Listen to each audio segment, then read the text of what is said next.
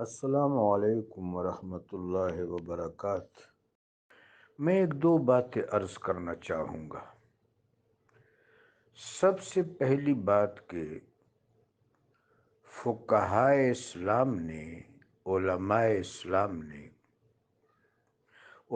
اسلام کا مطلب ہے کہ آدم علیہ السلام سے لے کر میرے آقا و مولا علیہ السلام تک جو ہدایت کا تسلسل ہے، جس کے آغاز پر بھی نور محمد ہے اور اختتام پر بھی نور محمد ہی جلوگر ہے، یہ دین ہے۔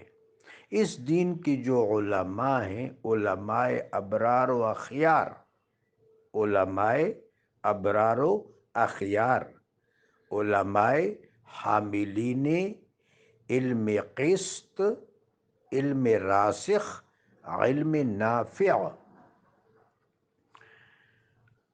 ان کا یہ کہنا کہ خلافت عمومیت میں سب شامل ہے۔ خلافتی روحانیت اہل بیت اطہار کے پاس، خلافت مدنیہ منتظمہ و منصرمہ خلفاء کے پاس، خلافت خصوصیہ علماء و محدثین و فقہاء و صوفیاء کے پاس، خلافت عمومیہ پوری امت کے پاس۔ ہر امتی عمومی طور پر سرکار دو عالم کا خلیفہ ہے، لہٰذا فَلْيُبَلِّغُ الشَّاهِدُ مِنْكُمُ الْغَائِبَ، جو کسی بات کا شہود پا گیا ہے وہ دوسرے کو پہنچائے گا جس نے شہود نہیں پایا۔ میرے آقا نے فرمایا صلی اللہ علیہ وآلہ وبارک وسلم، بلغوا عنی ولو آیہ، میری ایک بات بھی اگر معلوم ہو تو دوسروں کو پہنچاؤ۔ ہمارے سامنے عظیم فرد امت سیدنا اویس قرنی رضی اللہ تعالی عنہ کی مثال ہے، جنہوں نے امیر المومنین سیدنا علی علیہ السلام سے، یا بعض روایات کے مطابق حضرت عمر بن خطاب رضی اللہ تعالی عنہ سے ایک حدیث سنی تھی، اور وہ جو بھی تابعی ملتا تھا اس کو ضرور پہنچاتے تھے۔ انما الاعمال بالنیات وانما لکل امرئ ما نوی، والی حدیث جو صحاح کی کتابوں میں بھی ہے۔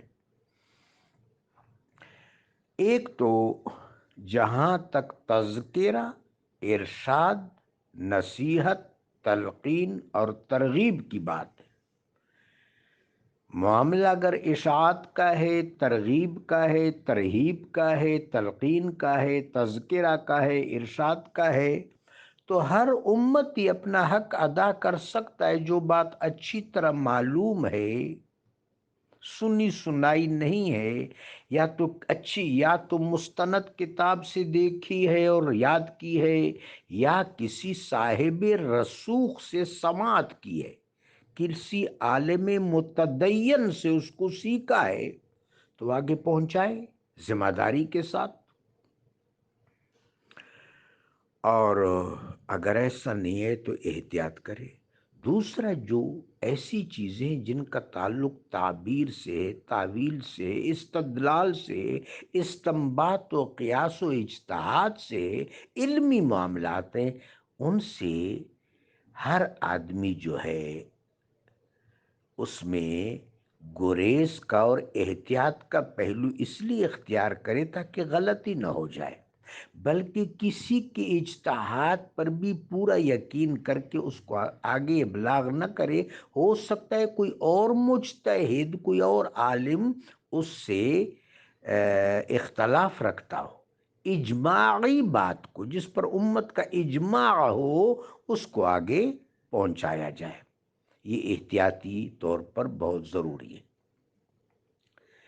اب مجھے آپ کی بات سے وہ واقعہ یاد آ گیا جب امیر المومنین مدینہ شریف سے ہجرت فرما رہے تھے کوفہ کی طرف۔ سیدنا عبداللہ بن مسعود رضی اللہ تعالیٰ عنہ سے روایت ہے کہ آقا و مولا صلی اللہ علیہ وآلہ وبارک وسلم نے فرمایا تھا کہ ایک ایسا وقت آئے گا کہ میرا علی کرم اللہ تعالی وجہ الکریم مدینہ چھوڑ دے گا، تو آپ کو روک لو، اگر آپ نے مدینہ چھوڑ دیا تو آپ دوبارہ مدینہ واپس نہیں آئیں گے، مدینہ طیبہ۔ چنانچہ آپ نے احقاق حق کے لیے، ابلاغ دین کے لیے، اعلاء کلمت الحق کے لیے، مدینہ شریف کی حرمت کو ملحوظ خاطر رکھنے کے لیے کوفہ کی طرف ہجرت کی۔ حضرت عبداللہ بن مسعود رضی اللہ تعالیٰ عنہ تب کوفہ سے نکل پڑے تھے اور وہ مدینہ شریف پہنچ چکے تھے۔ بعض مورخین نے لکھا ہے وہ حضرت عثمان رضی اللہ تعالیٰ عنہ کے دور میں پہنچ گئے تھے، ان کے شہادت سے پہلے۔ پھر جنت البقیع میں ابو سفیان لوگوں نے ان کو شہید کیا، سیدنا عبداللہ بن مسعود رضی اللہ تعالیٰ عنہ۔ راستے میں وہ مسیح الامت حضرت ابو ذر غفاری رضی اللہ تعالیٰ عنہ کا جنازہ بھی پڑھ کے آ گئے تھے مدینہ شریف۔ سیدنا علی کرم اللہ تعالی وجہ الکریم جب کوفہ میں داخل ہوئے تو لوگ آپ سے علمی گفتگو کر رہے تھے، آپ کو سلام کر رہے تھے، اور آپ سے جو گفتگو کر رہے تھے اس سے آپ خوش ہوئے، اور آپ نے بے اختیار دعا دی حضرت عبداللہ بن مسعود کو، اور فرمایا اللہ میرے بھائی عبداللہ پر رحم کرے جس نے کوفہ کو علم سے بھر دیا۔ اس دوران آپ کا گزر ایک شخص پر ہوا جو واز کر رہا تھا۔ میں سمجھتا ہوں یہ جو گفتگو ہے آپ کے سوال کا جواب ہے جو آپ نے سوال فرمایا ہے۔ امیر المومنین نے اس شخص کو روکا اور اس سے چند سوال کیے۔ یہ آج کے ہر مبلغ کے لیے تعزیانہ عبرت ہیں۔ امیر المومنین نے پہلا باب العلم، باب الحکمت، سید الواعظین، سید الراغبین، سید الراہبین، امیر المؤمنین علی بن ابی طالب علیہ السلام، ان سے پوچھ رہے ہیں بندہ خدا آپ قرآن کے محکمات اور مشتبہات جانتے ہیں؟ اس نے کہا کہ نہیں جانتا۔ دوسرا سوال آپ نے یہ فرمایا کہ آپ سنت کا ناسخ و منسوخ جانتے ہیں؟ یہ ہمارے ہاں ناسخ و منسوخ کی اصطلاح قرآن کے ساتھ زیادہ وابستہ رکھی جاتی ہے، یہ فکر درست نہیں ہے۔ ناسخ و منسوخ میں تدریج ہے اور اس کا تعلق سنت کے ساتھ ہے۔ آپ سنت یعنی اسوہ حسنہ میں ناسخ و منسوخ یعنی تدریج جانتے ہیں؟ ناسخ و منسوخ تدریج ہے، تدریج اور تسلسل جانتے ہیں؟ اس نے کہا نہیں جانتا۔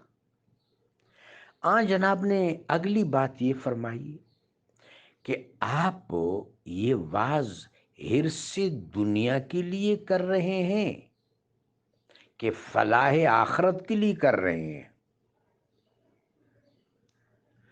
اس نے کہا حضور میں تمادار ہوں۔ تمادار کے معنی آپ سمجھتے ہیں سب، کہ ظاہر ہے کہ میری بات سے لوگوں کے دل کچھ پسیج جائے اور کچھ مجھے دیں تاکہ میری ضرورت پوری ہو۔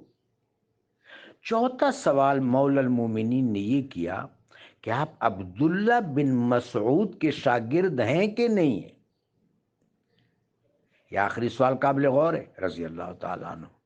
سیدنا عبداللہ بن مسعود فقیہ الامت، اس میں ایک اشارہ ہے کہ اگر آپ واعظ ہیں، آپ خطیب ہیں، آپ صاحب ارشاد ہوا چاہتے ہیں، تو آپ کو عالم راسخ سے ایک تصاب فیض ہونا چاہیے۔